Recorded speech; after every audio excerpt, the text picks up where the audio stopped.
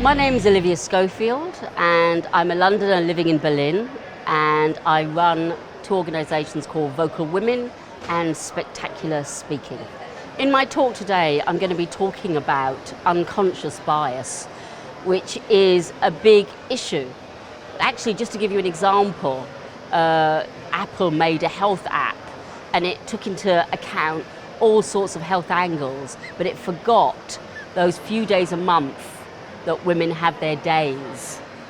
And that was an oversight, and unfortunately a bias. More men were involved in the making of that product. There was also the hand dryer that only recognised white hands underneath it, and it wouldn't go off.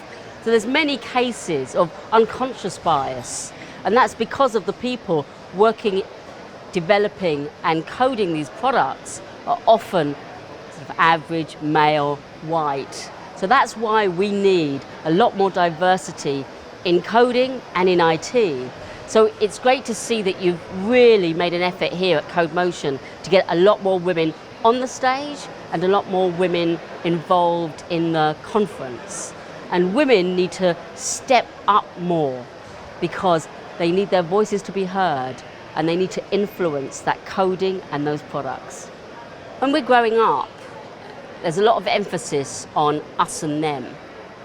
Us the pupils and them the teachers, yeah. Us the workers and them the leaders. But actually, we get a much better effect and result if we don't think of an us and them situation, so that we don't think of ourselves as one individual and the team or the other people as something outside. If we work as a team, so that we all work together, no matter what background you've come from, what position you're in, but you pull together as a team, you get much better results. I mean, that saying that says, it's amazing what can be achieved if you don't care who gets whose idea it was, who gets the praise for it. If you don't mind about that, and you can really do great with teams.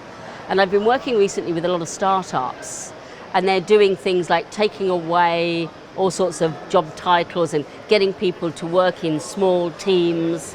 And so mixed gender teams are obviously the best teams. But the more we think in an abundance mindset, and an abundance mindset is a mindset that says there's enough for everybody. And a non-abundance mindset is a mindset that says there's only enough for me. So I've got to protect my thing, and I've got to look after my thing, and I'm not going to share. Nowadays there's so much more sharing going on of information, of ideas, even with your competitors. And that's a great thing to see. It means that you get on and your competitor gets on.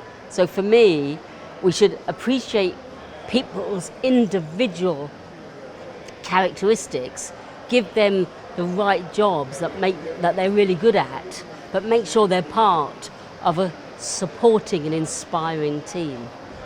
There are lots of skills that bring about great success. I'm going to say the first one is communication, because communication builds connection. Connection between you and your team, between you and your client, between you and your audience. Connection. So speaking in public, many people are terrified of people speaking in public. They want to kind of get away from it. Not me, choose someone else, you know. But actually, when we do speak in public, we can inspire and we can influence and we can be seen to be an inspiring leader. So this is the key thing that is important to your success. The second point that's important to your success is get rid of your ego. So many people are all about themselves and their ego and how they look and how they come across. But actually, the best leaders are those ones that go, ego doesn't play a part. If you tell me that I did something wrong, I accept it. I did something wrong. I've got to do something better next time or different next time. So there's no place for ego if you want to be successful. And the third thing is mindset. If you don't believe you can be successful, then you probably can't, because it's a bit of a self-fulfilling prophecy. So it's very good to think of yourself as someone that is able to be as successful as just anyone else is, You are no different. You are unique, you are individual, you have something to bring. And so the more that you can say, I am myself, I bring myself to the table, and I will do my very best, I think the more success you will have. So to go over those 3 things: speak in public as often as you can, communicate well, communicate to connect, get rid of your ego, there's no place for that here. And thirdly, mindset. You're just as good as anyone else. Believe that you can succeed, and you'll be surprised. That's a fascinating question. What is the difference between what people see and what people hear? And why have we moved from visual presentations to ones that use less visuals? And we're talking here about slides. You know, the demon of today, slides. Don't use slides. And I'm doing the closing keynote today, and you will see no slides. There will be no slides in my speech. And basically what happened is slides were used like notes. Instead of people having notes, they put stuff up on a slide, and slides were used just for information. And so it was full of words and boring stuff, and often the speaker would turn to their slides and just read them. And then of course there was a new movement, and the new movement said, now slides have got to stimulate.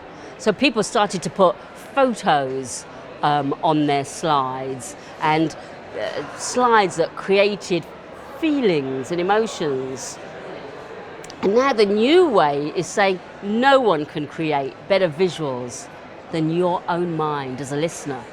So why should I enforce my visual on you when each individual person in the audience can create their own visuals if the speaker uses visual language, storytelling techniques?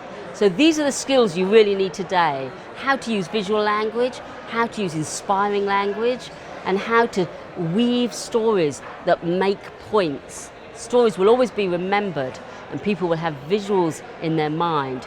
You don't need slides anymore.